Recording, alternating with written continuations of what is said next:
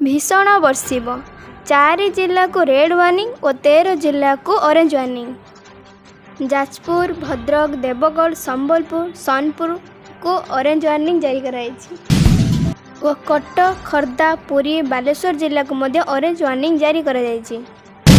अनुगुल, ढेंकानाल, मयूरभंज, केन्दुझर एही जिला को रेड वार्निंग करा जायछि।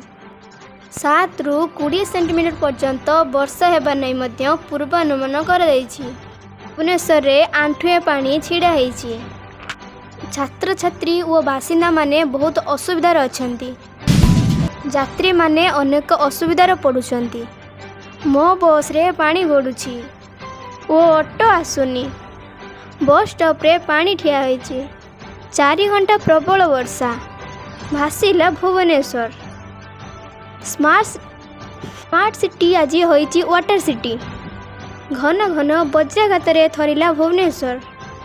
सही भली भासीगला कटक, बालेश्वर, भद्रक, जाजपुर। लोके हंतसंत। घरे पशिला वर्षा पानी। रास्ता पालटिला नदी। वर्षा पाई लोके राति अनिद्रा। भुवनेश्वर रे रेकर्ड भांगिला वर्षा। सही भली अन्य जिले में 2 दिन धरी वर्षा लगी रही। वर्षा जोगु ड्रेन पानी आसी घरे पशिलानी। आउ केते दिन एमिति स्थिति लगी रहिबो जानिबा पई जोड़ी रहंतु आम चैनल सह।